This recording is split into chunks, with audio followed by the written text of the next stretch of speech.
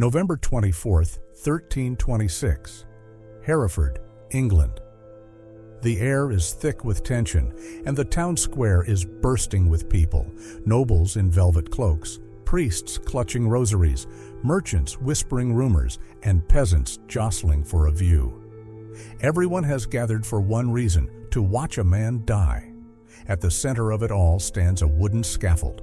Upon it, surrounded by guards, is a man in his early 40s. His face is ghostly pale, his body weakened from days of refusing food. His clothes hang in tatters, once the garments of a powerful lord, now little more than rags. That man is Hugh Despenser the Younger. Not long ago, he was the most powerful figure in England after the king himself. Some say he was more than just a favorite of King Edward II, perhaps even his lover. But today, none of that matters. Today, he will be executed in a way so brutal, so unthinkably savage, that it will be remembered for generations. His mutilated body will become a symbol, a warning of what happens when ambition pushes too far, when power becomes dangerous, and when enemies in high places decide you must fall. But how did it come to this? To understand Hugh Despenser's terrifying end, we need to travel back into a world of shifting alliances, royal scandals, forbidden relationships, and ruthless political games. Born around 1286, Hugh came from privilege. He was the son of Hugh Despenser the Elder and Isabel Beauchamp, daughter of the Earl of Warwick, noble blood through and through. His father served King Edward I with fierce loyalty, and the Despensers were already wealthy, well-connected, and ambitious. Hugh was raised in this world of royal courts and calculated marriages, bred for influence, and in 1307 his chance arrived. Edward II took the throne, and from the beginning he was known for surrounding himself with favorites, charming men who captured his attention and earned dangerous amounts of influence. The first was Piers Gaveston, a man whose arrogance and intimacy with the king sparked outrage across the realm. Nobles loathed him, and in 1312 that hatred ended in blood.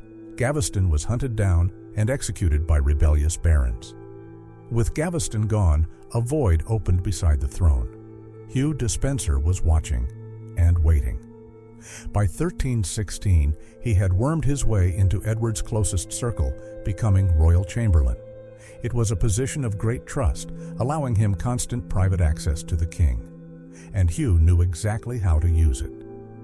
While whispering in the king's ear, Hugh Despenser was also tightening his grip on power through marriage.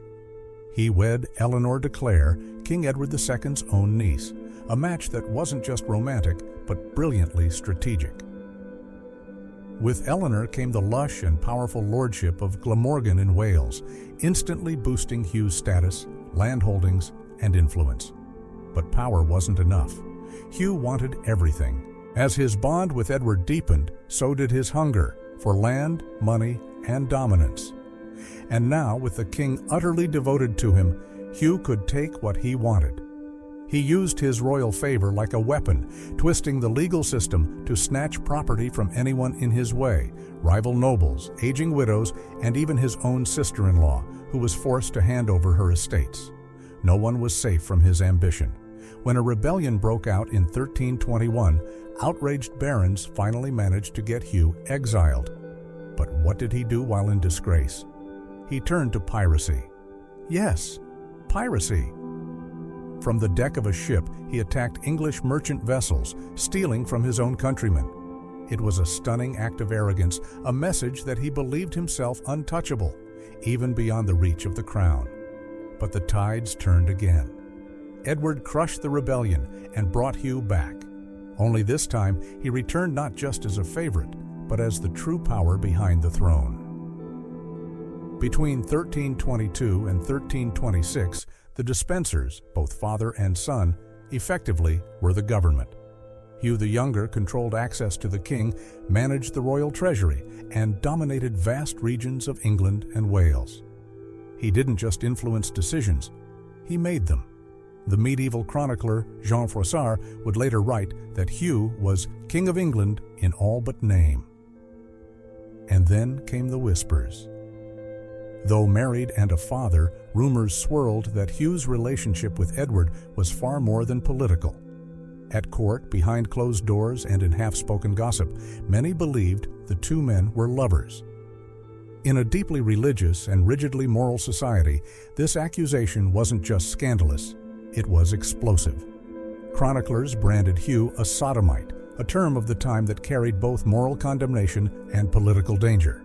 It was an accusation that could ruin reputations and start wars. No one felt Hugh's presence more bitterly than Queen Isabella, Edward's wife. A daughter of the King of France, Isabella had once held her own influence at court. But as Hugh's grip tightened, she found herself sidelined. Her access to power, her resources, and even her own children slowly stripped away. In 1324, Hugh crossed a line that could never be uncrossed. He confiscated Isabella's lands, imprisoned her household, and took her children away, placing them under the care of his own wife. That was the moment the Queen's resentment hardened into fury. And in 1325, when she was sent on a diplomatic mission to France, she made a decision that would change everything. In 1325, Queen Isabella crossed the Channel on what appeared to be a diplomatic mission to negotiate peace between England and France. But peace was not what she had in mind. In France, she met Roger Mortimer, a powerful English baron who had once opposed the Despensers, been imprisoned in the Tower of London, and made a daring escape to the continent. Now Mortimer was a fugitive, but to Isabella he was more than that. He was an ally, a lover, and together they plotted revenge. By September 1326, Isabella and Mortimer returned to England, not with an army of nobles, but with a modest force of hired mercenaries. What they didn't expect was how quickly everything would unravel for King Edward II and his hated favorites. English barons, tired of years of humiliation, greed, and tyranny under the Despensers, didn't just stand aside, they joined Isabella's cause. Towns opened their gates, castles surrendered, the rebellion moved with stunning speed. Panicked, Edward and the Despensers fled west, dragging with them whatever they could of the royal treasury. But their escape was doomed from the start. The tide had turned. Soon, Hugh Despenser the Elder was caught in Bristol. There would be no trial, no mercy. Still clad in his armor, he was hanged. Then he was beheaded. His body was hacked into quarters and thrown to the dogs. It was a savage final insult to a man who had once stood proudly at the king's side for decades. Edward II and Hugh the Younger continued running, this time through the cold, unforgiving landscape of Wales. But they were alone. Their allies had abandoned them. Their power had crumbled. And in mid-November, near Neath, they were finally captured. Edward would be imprisoned and forced to abdicate in favor of his 14-year-old son, soon to be King Edward III. But Hugh Despenser the Younger would face something far worse. He knew what was coming. Starving himself in prison, he tried to end his life before his enemies could. But the attempt failed.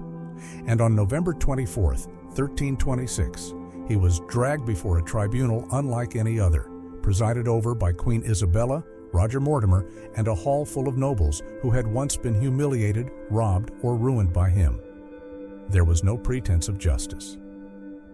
The charges, treason, theft, corruption, and abuse of royal influence, were all true, but the trial was little more than a show. Still, the tribunal made sure to give it a legal veneer to hide the vengeance behind a mask of law. But everyone in that room, including Hugh, knew how this would end. He was found guilty on all counts. And then they sentenced him to die in a way that would be remembered for centuries, not just as punishment, but as a message. What came next would be one of the most nightmarish executions in the history of England. November the 24th, 1326, the final curtain. That morning, Hugh Despenser the Younger was dragged into the bustling marketplace of Hereford. A sea of faces filled the square, curious townsfolk, triumphant barons, and at the center of it all, Queen Isabella and Roger Mortimer, watching from a distance with cold satisfaction. What was about to unfold was not just an execution, it was a brutal performance. a carefully staged message written in blood and pain. Hugh was bound to a towering ladder so every eye could witness his downfall. A crown of stinging nettles was shoved onto his head, a cruel mockery of the royal crown he had once nearly worn beside Edward II. Verses from the Bible condemning pride and wickedness were painted onto his skin like curses. The crowd roared, not in horror, but in celebration. This was vengeance dressed as justice. Then came the torture. According to chronicler Jean Froissart, the executioners began by severing Hugh's genitals and tossing them into a fire before his eyes, a punishment meant to shame and punish him for his rumored intimate relationship with the king. But they weren't done, not even close. While Hugh was still alive, his belly was slit open, and his intestines were slowly pulled out and burned. His screams were said to be inhuman, howls of agony that echoed across the square. But the crowd cheered louder. They were there not just to witness pain, but to enjoy it. Only after this prolonged torment did they finally hang him. But death brought no dignity. Hugh's body was beheaded and chopped into 4 parts. Each quarter was sent to a different city, grim trophies of triumph. His head was mounted on a spike at the gates of London, a gruesome warning to anyone who dared rise too high or fly too close to the throne. This execution wasn't random cruelty, it had meaning, twisted though it was. It was revenge for Hugh's years of greed, cruelty, and unchecked power. But it was also something darker, a symbolic cleansing, a violent purging of the pollution many believed he brought to the realm, not just through his politics, but through his alleged relationship with Edward. The public castration was no accident. It was meant to shame him, punish him sexually, and erase him from the masculine ideal of medieval leadership. 4 years later, in December 1330, Hugh's widow, Eleanor de Clare, was granted permission to retrieve what remained of him. But there wasn't much left. Just a head, a femur, a few scattered fragments. That was all. A pitiful end for a man who had once stood just a breath away from the crown. As for Edward II, his fate was only slightly less grotesque. After being captured, he was imprisoned, stripped of his crown, and quietly disposed of. In September 1327, he died at Berkeley Castle. The most chilling legend claims he was murdered by having a red-hot poker forced into his rectum, a savage nod to his rumored homosexuality, designed to leave no external marks but leave a legacy soaked in humiliation and horror. Whether that story is true or not, it reflects the same symbolic cruelty used against Hugh, a need not only to punish, but to erase and shame. The reign of Edward II and the rise and fall of Hugh Despenser mark one of the darkest, most chaotic chapters in England's medieval history. For centuries, their story was told through a lens of condemnation and prejudice. Edward painted as a weak, foolish king blinded by passion. Hugh portrayed as a parasite, ruthless, manipulative, and perverse. But beneath the blood and betrayal is something even more human, a cautionary tale about power, desire, and the dangerous cost of being too close to the throne. Modern historians paint a far more nuanced portrait of Hugh Despenser than the grisly legends passed down through time. Yes, he was undeniably ruthless, driven by greed, hungry for power, and hated by nearly every noble in the kingdom. But many now question the more scandalous parts of his story, especially the rumors surrounding his relationship with Edward II. In the medieval world, accusations of sodomy weren't just moral judgments. They were political weapons, convenient tools used to smear, shame, and destroy. Whatever the truth about Hugh and Edward's personal bond, one fact remains clear.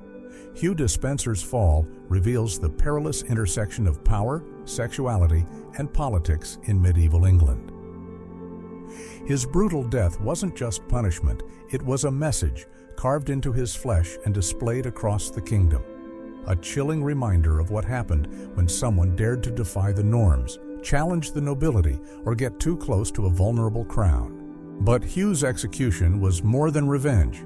It was theater, a calculated public performance meant to restore order through fear, The castration, the burning of his entrails, the quartering of his body. It was all symbolic. A body turned into a billboard, warning others not to reach too high or love too boldly. Despenser's rise and fall was nothing short of meteoric. In just a few years, he transformed from a minor knight into the most powerful man in England. Then, almost as swiftly, he was ripped from history, literally torn apart and scattered across the land he once controlled. His story is one of the most dramatic cautionary tales of political fortune the medieval world ever produced.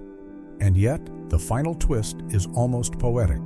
The very people who orchestrated Hugh's horrific end, Queen Isabella and Roger Mortimer, would soon find the same sword of justice turned on them. In 1330, just 4 years later, young Edward III seized control of the crown. Mortimer was captured, tried, and hanged for treason. Though spared the savagery Hugh endured, he died in disgrace.